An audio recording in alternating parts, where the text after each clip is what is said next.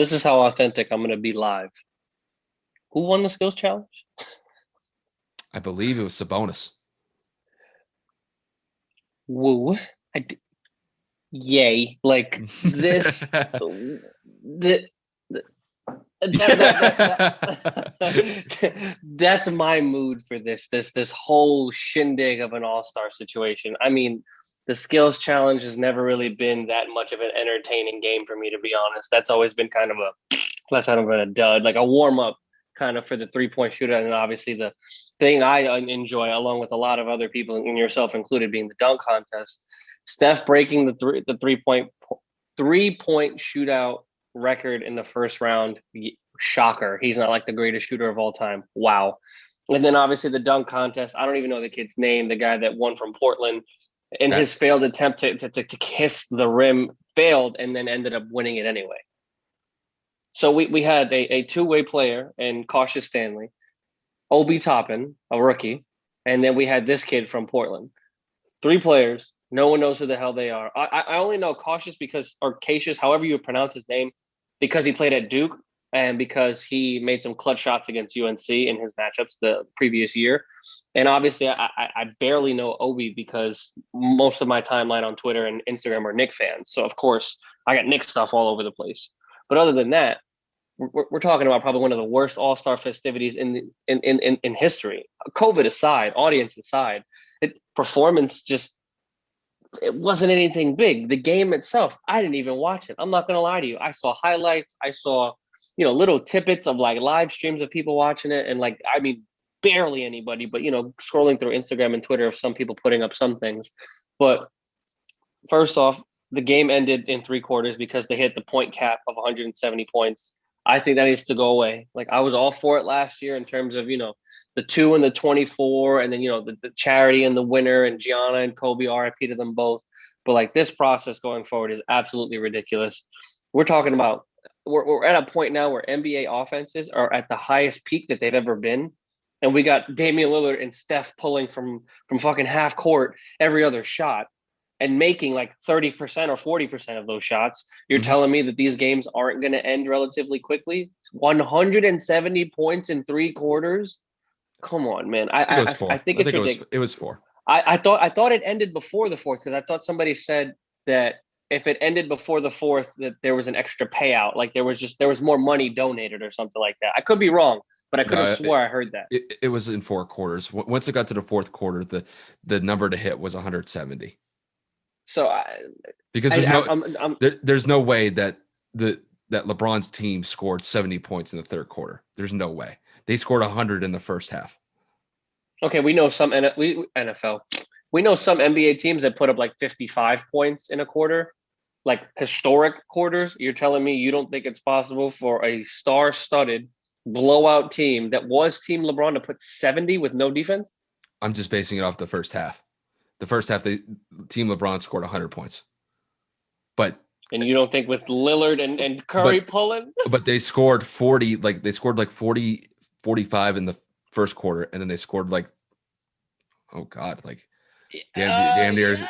yeah, damn near 60. I mean, I think it was, I think it was 55. I think it was 55 that they scored in the second half, in the Regardless, second quarter, excuse me. I think we need to go back to East versus West. I think well, yeah, you were right. It's four quarters. They scored 60 points in the second quarter. They scored 24 in the fourth, so it ended relatively quickly. But in general, we need to go back to East and West. We need to stop with this score limit garbage. We need to just let these players play out. And I know I've been saying it for years, well before the podcast. Can we play some fucking defense in the fourth, please? You give us something to watch? I want to see Braun and KD go shot for shot. I want to see Kawhi Leonard and Luka Doncic be aggressive in the fourth. I want to see Chris Paul be a pest and try to get some steals in the fourth quarter. Like the All Star game has just changed so drastically. It's just become an absolute like ridiculous form of just entertainment to a bare minimum. There's no defense played, and you just got people chucking up shots, throwing alley oops. To a certain extent, it's fun at the beginning, but like I said, late in the third or in the fourth quarter, I want to see the best of the best be the best of the best. I don't want to see these trick shots or 1 foot fadeaway three pointers. I want someone to punch a shot into the audience. I want to see somebody pull up a contested shot, hit an and one, and get excited. Again, it's all for charity. and it's a leisurely game because it's supposed to be relaxing. But the All-Star game growing up for us used to be so exciting to watch. These games would go till 11:30 at night, coming down to the wire in some cases. Mm-hmm. And I don't find it entertaining anymore. I've seen it 100 times over the course of the last 5 years. I think we need to get rid of the skills challenge. I think we need to put some form of a king of the court, best of one-on-one situation, a 2-on-2 tournament, something of that caliber to get ratings back, because the All-Star game ended early. Nobody really cared for the dunk contest because it sucked. The skills challenge, like I said, never really got that many views. So the NBA is dwindling in terms of revenue and views and total contracts with TV stations, but you still continue to put out the same crap. So I'm completely over All-Star Weekend until they ramp this shit up, because it's just boring. It's not entertaining anymore.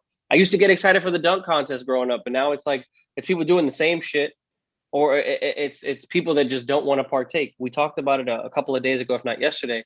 We got superstars in layup lines throwing down some of the craziest dunks we've ever seen, but their egos are too big and they don't want to partake in the dunk contest for an hour or 35 minutes.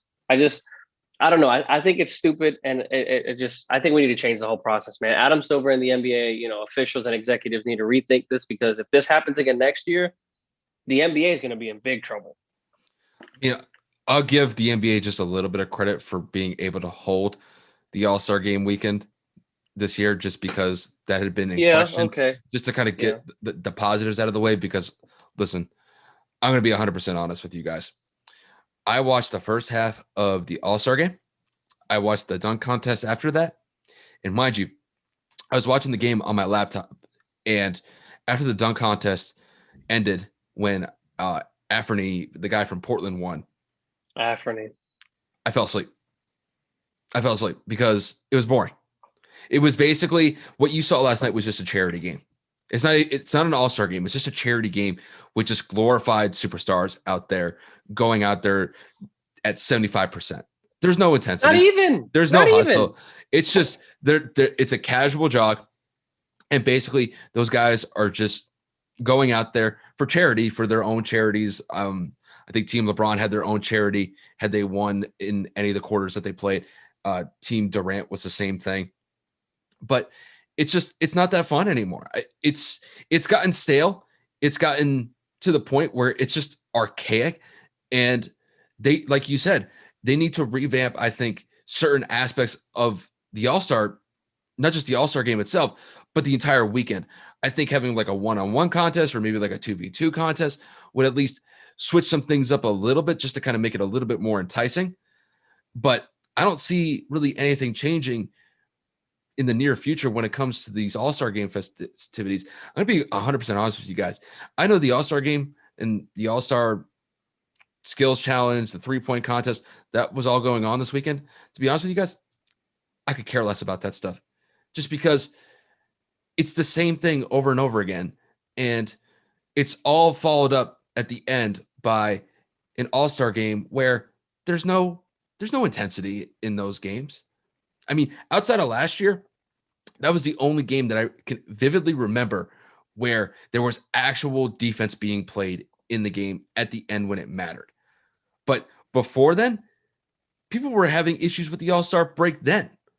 And look, I know these guys publicly didn't want an All-Star game this weekend, but I didn't see them really complaining about being out there giving 50 to 75% effort on the court for 2-3 hours at the most. So at this point, as a fan, I'm not really excited about what the NBA is putting out for a product on these All-Star game weekends anymore, unless they switch things up in the near future, which I just don't see anytime soon. Overall, I'm 100% with you. I'm largely disappointed in what the NBA had for the All-Star game to offer this year.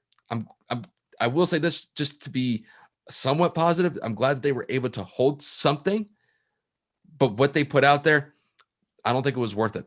I know I saw Stephen A. Smith and the guys over on First Take, they were saying that at least it was decent to at least see something be played. He was talking a lot about Damian Lillard and Steph Curry chucking 30, 40-foot shots and knocking them down. But it's like it gets old. It gets old, it gets stale, and it got boring for me. And I fell asleep even before the third quarter started, just because that's how boring that this All-Star game was. It's like I knew what was going to happen. Those guys are going to half-ass it the entire night, and Dame's going to hit a 40-foot shot to end it. Whoop-de. Like, whoop-de-doo. Yeah, It's just, that's how I see mean, I don't have words because it's just repetitive. I'll just make one last point. Giannis winning the All-Star Game MVP, the Kobe Bryant Award, I think was stupid. He went 16 for 16. Don't get it twisted. He did make 3 threes, but 13 of those shots were in the paint dunks or wide open, alley oops. So basically, you made 9 relatively skilled points. I think it should have went to Steph Curry. I think Steph was putting on a show. I think Steph did his thing in relative ease. 22 minutes played. I mean, Giannis had 19, and he had 35, so he was scoring a lot faster. But I mean, we're talking Steph Curry pulling from half, Steph Curry pulling from deep, Steph doing his thing on the court, laughing assists. The alley oop that he threw to Chris Paul was kind of cool. But I'm just saying in general, it should have been Steph or Dame Lillard. Dame Lillard had 32 and 21 minutes, and he was pulling from the freaking logo and behind half court too. So just because you score a lot of points doesn't mean you should win it, and just because you dunk it 13 times doesn't mean you should win it. So the All-Star Game MVP definitely, I think went to the wrong person.